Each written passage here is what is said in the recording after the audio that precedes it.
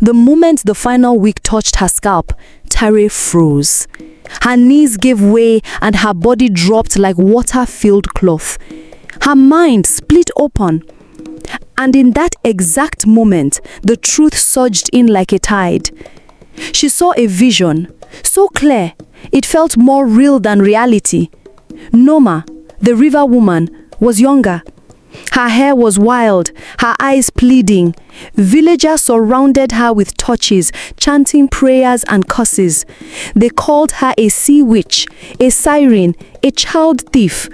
They claimed she lured women with promises of beauty and cursed them instead. She begged them to stop, but they dragged her, limbs thrashing, into the Okomo River. And the river, calm and still as always, swallowed her gently, like it had been waiting. Then Tare saw something else.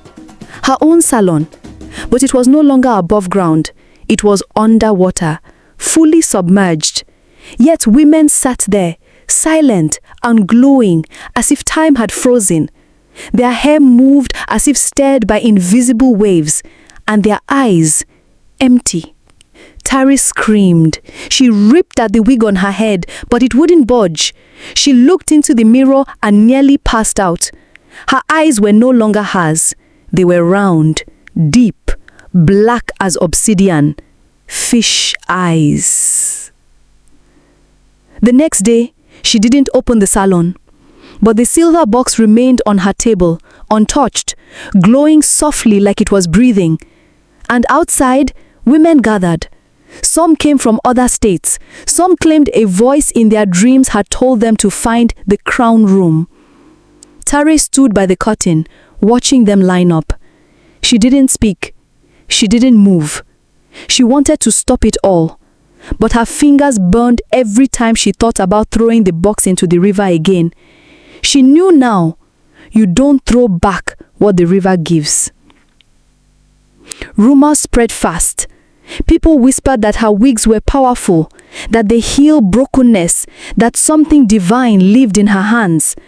But others began to whisper differently. One woman who bought a glowing wig vanished 3 days later. Her car was found at the river's edge, the windows rolled down, her shoes floating near the shallow side.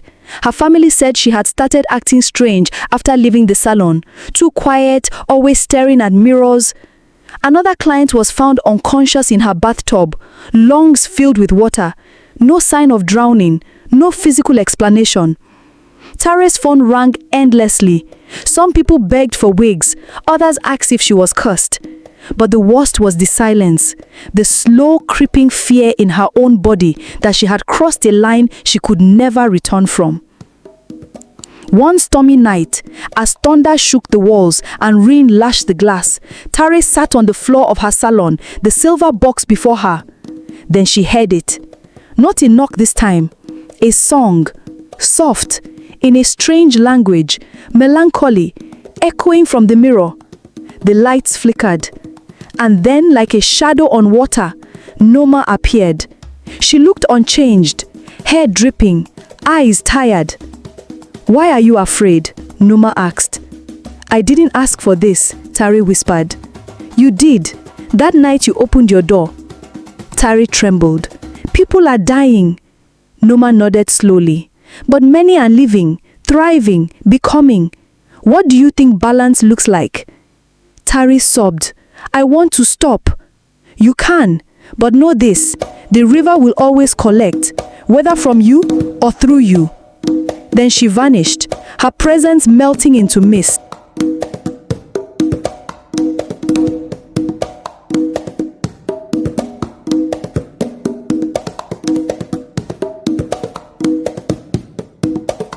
The next morning, the line outside her salon was longer than ever. She stood before the mirror, holding the glowing wig meant only for her. It pulsed in her hands. Something inside her stilled. She placed it back in the box, gently closed the lid, and walked to the river. Kneeling at the edge, she whispered, "If you want me, take me." The current remained still. Then without warning, the water rippled and a single strand of black hair floated to the surface. Tare stood up and returned to her shop. She opened her door and smelled. Business was about to begin. Weeks passed after Tare walked back from the river. She didn't speak of what she saw that morning. Not to Nene, not even to herself. But her salon, the crown room, changed. Clients poured in daily. Some whispered prayers before entering. Others left with tears in their eyes. Healed, lighter, reborn. But Tare, she smiled on the outside, yet something inside her was unraveling. She no longer slept deeply. Her dreams were filled with women brushing their hair underwater, slowly, silently. The mirror sometimes reflected a version of herself that blinked slower, that didn't blink at all. Every morning, she found another black nylon bag by the door, full of fresh wigs. She sold them with shaking hands and counted the money with numb fingers. Then, it began again. More deaths. Quiet ones. Mysterious. People who wore her special wigs for too long. A teacher collapsed in class, lungs filled with water. A teenager disappeared during a beach trip. Her friends swore she walked into the ocean, smiling, and never returned. Another woman drowned in a shallow bathtub, and the whispers grew louder. Her wigs are cursed. She made a deal with water spirits. No one can rise that fast without paying blood.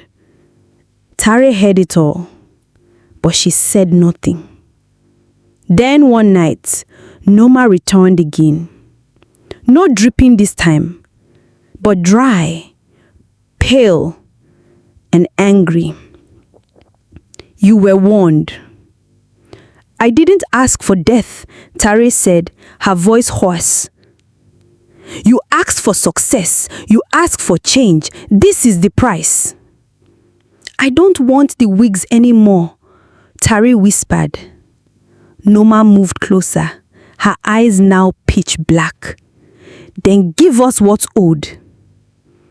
Tare's lips trembled. What do you mean?